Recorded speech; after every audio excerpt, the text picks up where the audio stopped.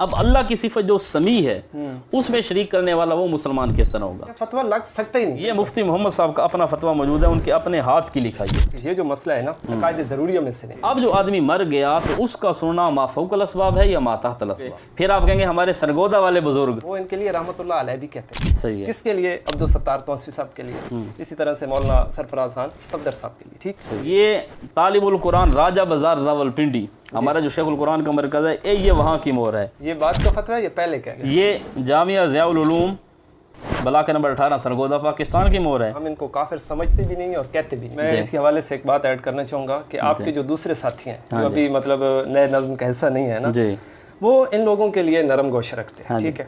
وہ کہتے ہیں جی ان پہ کفر کا فتویٰ نہیں لگتا، یہ اہل سنت والجماعت میں سے بھی ہیں. تو مطلب یہ ہوا کہ یہ مسلمان ہے. بلکہ میں اگر کہیں تو آپ کو حوالے دکھا سکتا ہوں کہ وہ ان کے لیے رحمۃ اللہ علیہ بھی کہتے ہیں. صحیح ہے. کس کے لیے؟ عبدالستار توسوی صاحب کے لیے، اسی طرح سے مولانا سرفراز خان صفدر صاحب کے لیے. ٹھیک. صحیح. اور ساتھ میں یہ کہتے ہیں آپ لوگوں کے بارے میں کہ آپ لوگ زیادتی کرتے ہیں، یعنی فتویٰ لگا کر آپ لوگ کیا کرتے ہیں؟ زیادتی کرتے ہیں. فتویٰ لگ سکتا ہی نہیں ہے. صحیح ہے. تو یہ اپنے ساتھیوں کے بارے میں کیا کہیں گے؟ پہلی چیز یہ ہے کہ ہمارے جو ساتھی ہیں جماعت کے، ایک ہے شخصی فتویٰ اور ایک ہے مسئلے کا فتویٰ. یہ جو مسئلہ ہے اس پر فتویٰ جو میں نے مسئلہ عرض کیا اس پر فتویٰ موجود ہے. ٹھیک ہے. اور ہمارا جو نیا نظم ہے یا پرانا نظم ہے، اب دیکھو جو آدمی بھی اللہ کی صفت سمیع، اللہ کی صفت علیم ہے، اللہ عالم الغیب ہے. اب اللہ تعالیٰ کی صفت میں کوئی آدمی، کوئی بریلوی ہو، کوئی شیعہ ہو، اگر کسی کو شریک کرے گا وہ مشرک ہے. ٹھیک ہے. اب اللہ کی صفت جو سمیع ہے اس میں شریک کرنے والا وہ مسلمان کس طرح ہوگا؟ اب اللہ کی صفت، اب ہم بھی کہتے ہیں یہ عالم صاحب ہے، یہ علامہ صاحب ہے، یہ مولانا صاحب ہے، تو یہ بھی عالم ہے، علامہ ہے، اللہ بھی علامہ ہے. فرق یہ ہے اللہ کے علم ان میں کیا ہے؟ اللہ تعالیٰ عالم الغیب ہے، اللہ تعالیٰ جمیع ما کان ما یکون کا علم رکھتے ہیں، اور مخلوق اللہ کا علم کلی ہے. اچھا، مخلوق کا علم کلی نہیں ہے اور ان کا علم کیا ہے؟ وہ حواس پر کاربند ہے، یعنی کہ اس کے لیے اسباب ضروری ہوں گے. اسباب العلم ثلاثۃ، جس طرح کہ ہماری شرح عقائد میں بھی لکھا ہے. اب اللہ تعالیٰ بھی سمیع ہے، بندہ بھی سمیع ہے. انہ هو السمیع اور جعلناہ سمیعا بصیرا. قرآن کہتا ہے اللہ ہی سمیع ہے. انک انت السمیع، اس میں حصر ہے، یا اللہ تو ہی سمیع ہے. دوسری جگہ خود قرآن مجید فرماتے ہیں جعلناہ سمیعا بصیرا، ہم نے انسان کو سمیع بنایا. اب فرق کیا ہے؟ انسان بھی سنتا ہے، اللہ بھی سنتا ہے. اب فرق یہ ہے کہ اللہ تعالیٰ کا جو سننا ہے وہ بغیر اسباب کے ہے، مخلوق کا جو سننا ہے وہ اسباب کے تحت ہے. اب ایک آدمی مر گیا تو وہاں پر اسباب ختم ہو گئے. یا تو ہمیں بتاؤ کہ اسباب کیا ہیں. اب دیکھو دوری یہ بھی ایک سبب ہے، مر جانا یہ بھی سبب کا ایک انقطاع ہے، یا درمیان کے اندر رکاوٹ آ جانا یہ بھی انقطاع ہے. اب جو آدمی مر گیا تو اس کا سننا ما فوق الاسباب ہے یا ما تحت الاسباب؟ ما تحت الاسباب ہے تو ہمیں اسباب بتا دو. اگر ما فوق الاسباب ہے تو اس پر شرک کا فتویٰ ہے. باقی یہ جو آپ کہہ رہے ہیں کہ ہمارے جو پرانے نظم کے ہیں ان کے اندر بھی سارے یہ قدرتی طور پر آج میرے ساتھ تھے کاغذات، تو میں آپ کو چلو اس میں دکھا دیتا ہوں. یہ ہمارے جو علماء ہیں پرانے نظم کے، اور یہ 1962 کی بھی آپ نے جو بات کی، یہ ہے نغمہ توحید. ٹھیک ہے. یہ نغمہ توحید ہے اور یہ ذی الحجہ کا ہے، 1995 مئی کا رسالہ ہے. یہ ہمارے گجرات مرکز سے نکلنے والا ہے. یہاں پر رجوع الی الحق کے عنوان سے یہ حضرت سید عنایت اللہ شاہ سے بخاری رحمۃ اللہ تعالی علیہ ان کا وہ فرماتے ہیں کہ یہ مسئلہ سماع موتیٰ کے بارے میں بعض مولوی آپ کی 30 سال پرانی ایک تقریر کی کیسٹ لوگوں کو سنا رہے ہیں جس میں آپ نے یہ فرمایا کہ یہ ایک تحقیقی مسئلہ ہے، ایمان کا مدار اس مسئلہ پر نہیں. کیا آپ وضاحت کرنا پسند کریں گے کہ ایسا کیوں؟ یہ حضرت شاہ صاحب سے سوال کیا گیا کہ 30 سال پہلے آپ نے کہا اس پر ایمان کا مدار نہیں. تو حضرت شاہ صاحب نے اس کا جواب دیا. ایک تو یہ ہے کہ سماع الموتیٰ کا عقیدہ قرآن کے خلاف ہے اور صریح شرک ہے. کہتے ہیں کہ سماع موتیٰ کے عقیدے کو میں ہی شرک نہیں کہتا بلکہ قرآن کریم میں خود اللہ تعالیٰ نے اسے شرک ہی سے تعبیر کیا. جن کے بارے میں تمہارا یہ عقیدہ ہے کہ وہ ہماری پکاریں، دعائیں، درخواستیں سنتے ہیں، قیامت کے دن وہ خود تمہارے اس شرک کی تردید کریں گے. یہاں پر شرک کا فتویٰ آ گیا. اس کے بعد آگے یہ صفحہ نمبر 15 ہے. یہاں پر علل اعلان حضرت شاہ سے فرماتے ہیں چنانچہ میں علل اعلان اقرار کرتا ہوں کہ اشاعت التوحید و سنہ پاکستان کے بعض ارکان سے کچھ غلط فیصلے ہوئے ٹھیک ہے، ان ارکان میں میں بھی شامل تھا. یہ 62 کی طرف، یہ 1962 کی طرف رسالہ، 1980 کے اندر بھی فیصلہ ہوا تھا کہ 81 کے اندر بھی مجمل فیصلے کئی ہوئے تھے. کہتے ہیں کچھ فیصلے غلط ہوئے، ان ارکان میں بھی شامل تھا، اگرچہ فیصلے کرتے وقت نہایت امانت اور دیانت اور غور و خوض سے کام لیا گیا. تو اس وقت یہ نہیں کہ ہم نے کوئی بےمانی کی، اس وقت امانت دیانت سے جو ہماری صورتحال یہ تھی، اس وقت ہو سکتا ہے ان کے یہ کفر اور اس طرح کی عبارتیں سامنے نہ ہوں، تو غور و خوض سے کام لیا گیا.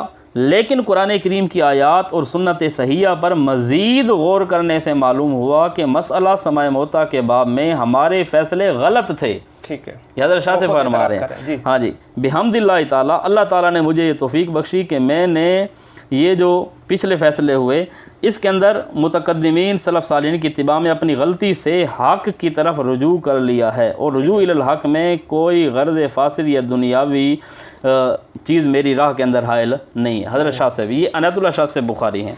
اس کے علاوہ آپ کہیں گے یہ تو فوت ہو گئے پرانے ہیں.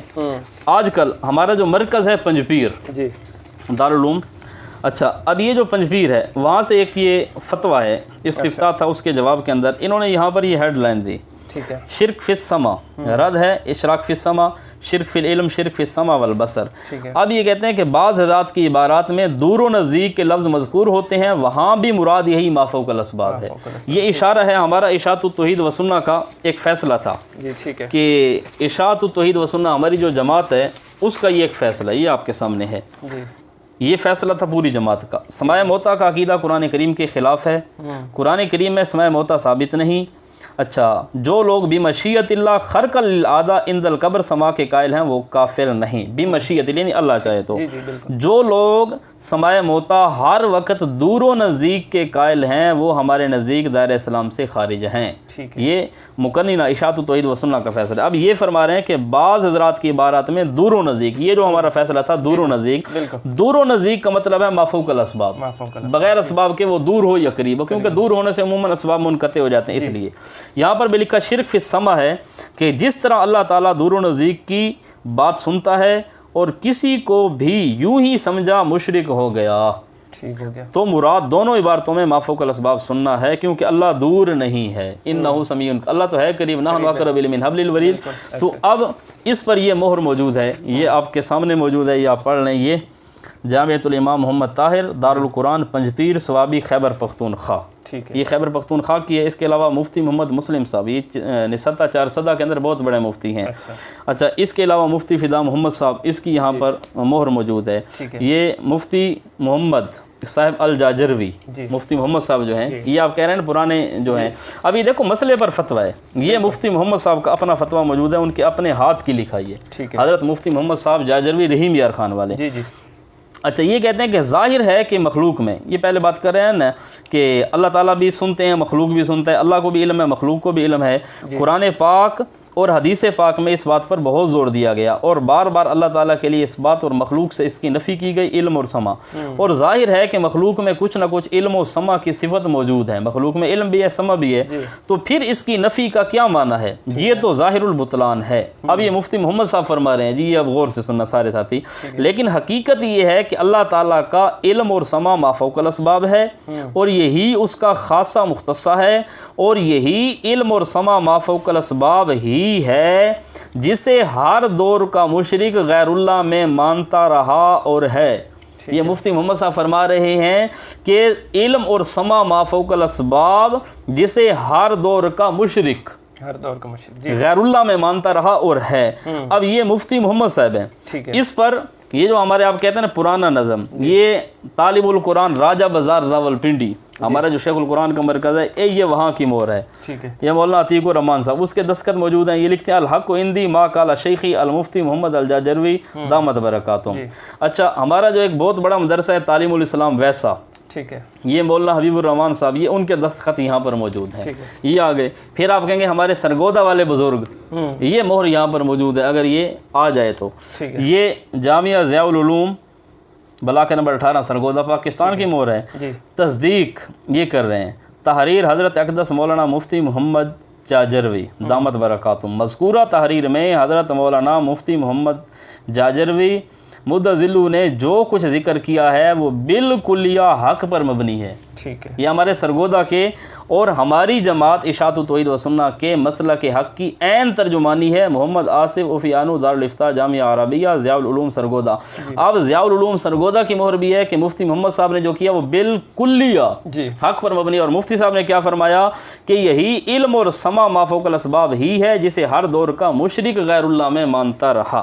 तो इसके अलावा और भी फतवे मौजूद हैं। ये तो वैसे मेरे पास गाड़ी में थे, मैंने कहा चलो ये उठा लूँ, वरना इसके अलावा भी फतवे मौजूद हैं। इस पे मैं वो चूँकि आपने जो बात दिखाई है जी, उस पे ये था कि ये एक तहकीकी मसला है ना, और यही बात नानोतवी साहब रहमहुल्लाह के बारे में भी कही जाती है कि वो भी ये कहते हैं कि ये जो मसला है ना अकायदे ज़रूरिया में से नहीं जी। और साथ में आपने मुफ्ती मोहम्मद साहब का हवाला दिया, उनका मेरे ख्याल में एक और कोई मीटिंग हुई थी जिसमें अल्लामा खिज़र याद साहब, अस्मतुल्लाह साहब, सारे जो उलमा बैठे थे, वहाँ उन्होंने ये कहा था कि हम इनको काफिर समझते भी नहीं और कहते भी नहीं, वो भी अक्सर दिखाया जाता है। तो इन दो यानी ये नानोतवी साहब और जो मुफ्ती साहब की वो इबारत है, उस हवाले से आप क्या कहेंगे? एक मसला ये है कि इल्मी और तहकीकी मसला जी, ताल्लुक़ गैर मालूमुल कैफ, बाज़ उलमा इसके कायल हैं। और ये चीज़ भी आपके मीडिया के तवस्सुत से अर्ज़ करना चाहूँगा कि ये जो ताल्लुक़ गैर मालूमुल कैफ है ये कोई कतई नहीं है। ठीक है, ना ये कुरान में है ना हदीस में। 3 सदियों तक, 300 साल तक कोई भी ताल्लुक़ का कायल नहीं। तो ज़ाहिरी बात है 3 सदियों तक अगर कोई ताल्लुक़ का कायल नहीं है तो इसका मतलब ये है कि ये मदार ईमान नहीं है, ये बाद की उनकी तावीलात है। और नानोतवी साहब का भी इशारा इसी तरफ है। ठीक है। बाकी हज़रत मुफ्ती मोहम्मद साहब का जो आप फरमा रहे हैं कि वहाँ पर रहीम यार खान में मीटिंग थी, मैं भी उसके अंदर मौजूद था उसी मीटिंग में जी।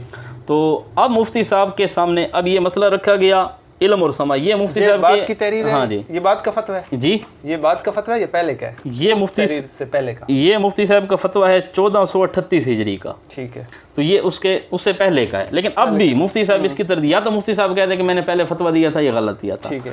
अब मसला ये है कि एक है शख्सी फतवा।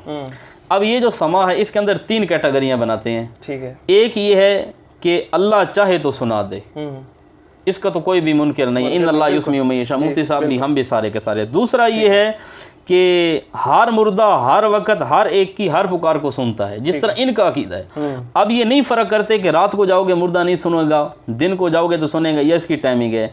अब इनका अकीदा ये है कि इदराक शूर फाम सिमा में मुर्दे जिंदे सब बराबर। हज़रत मुफ्ती साहब का दौरे तफसीर में एक क्लिप मौजूद है, वो कहते हैं ये कुरान मजीद की सरी मुखालफत है। अब जिस आदमी का अकीदा ये है कि इदराक शूर फाम सिमा में मुर्दे जिंदे सब बराबर है, हर मुर्दा हर वक्त हर एक की हर बात सुनता है, या इमामुल अंबिया सल्लल्लाहु अलैहि वसल्लम हर वक्त हर एक की हर बात सुनते हैं, इस पर मुफ्ती साहब का भी फतवा है। ठीक है। और तीसरा ये है, पहली चीज़ तो इंदल्लाह युस्मी मन यशा, एक ये है कि हर मुर्दा हर वक्त सुनता है, ये बिल्कुल कुफरी अकीदा है। और एक ये है कि अल्लाह ताला चाहे तो सुना दे, और जो असल है कि कानून यही है कि जो आदमी मर गया वो अहले दुनिया का कलाम सलाम नहीं सुनता। कानून यही है, अल्लाह सुना दे, अल्लाह की मर्जी। बाकी एक आदमी अगर कोई खरकल लिल आदा जी किसी चीज़ का कायल है या मवारिद मखसूसा के अंदर, इस पर कुफर का फतवा नहीं है। जिस तरह ये कलीब बदर